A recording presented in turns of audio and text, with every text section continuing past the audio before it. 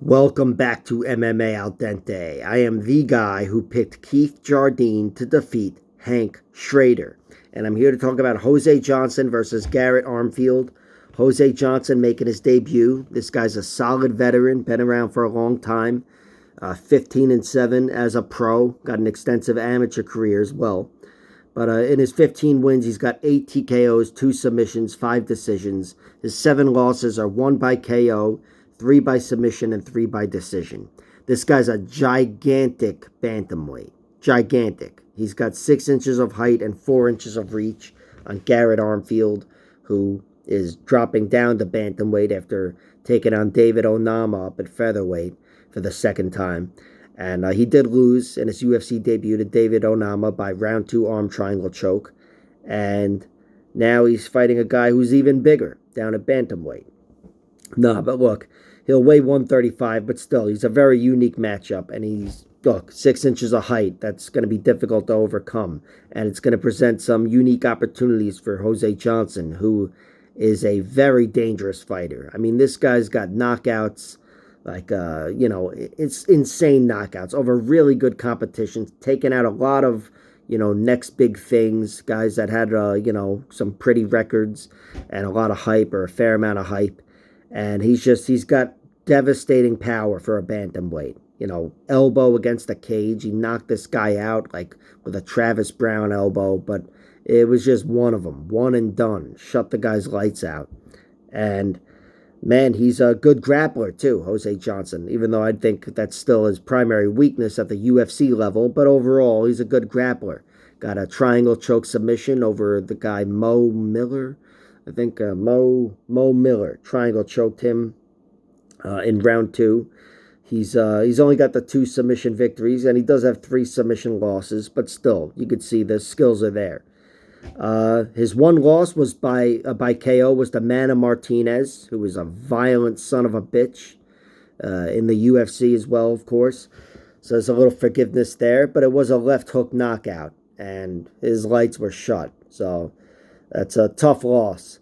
And who knows? Maybe it made his chin worse, but I don't expect that to come to fruition in this fight, even if it did.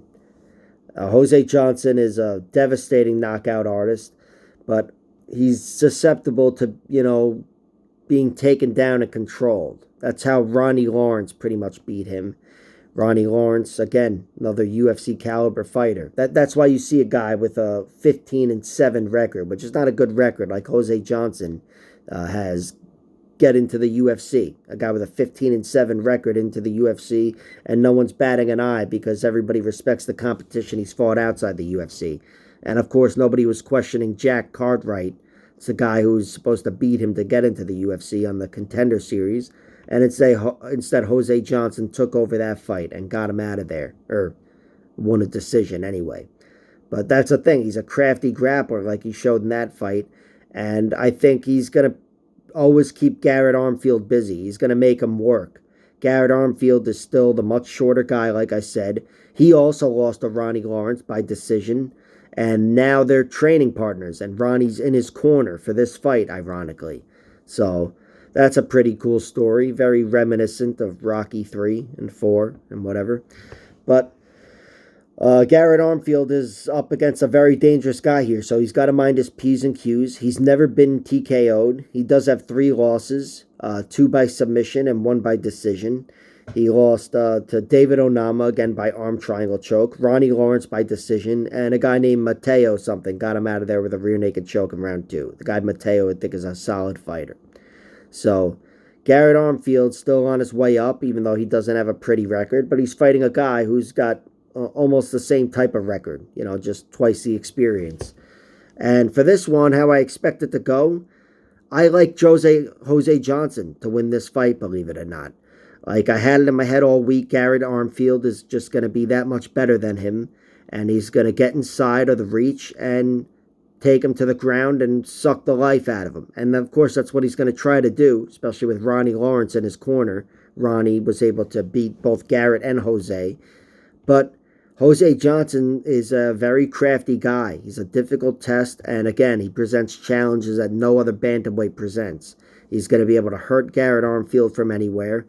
I think he's very crafty on the ground, and Garrett Armfield is not that dominant on the ground, where I think there's room for Jose to make shit happen, even from his back. I'm not saying he's going to win with a triangle choke, but I think he'll be able to create a sweep, or escape or submission attempt or whatever. I expect Johnson to be the more active fighter. I think that would help him win a decision. And as far as the first finish, I think Jose Johnson gets the first finish, honestly, whether it's a KO or a submission. So he's just a more dangerous guy. I wouldn't be surprised at all if Garrett Armfield won. I would pick him to win by decision, though. And that's why I think there's value on that at plus 350. But my primary bet is Jose Johnson at plus 140. I think he's got more ways to win. And I guess if I was forced to give you a prediction, I would go with a decision, honestly. He could win by KO or submission. Garrett Armfield's never been KO'd. He's been submitted twice. Jose Johnson, he's a crafty guy. He's not the type of guy that's going to put you down and put you in an arm triangle like David Onama did, go through him like that. But he is a guy that's got very long limbs, and, he's a guy that doesn't stop fighting and doesn't stop creating opportunities. So he could submit him, could knock him out. I would predict he wins a decision if he wins the fight. That's it. Like, share, subscribe, all that horse shit. Check out my other videos.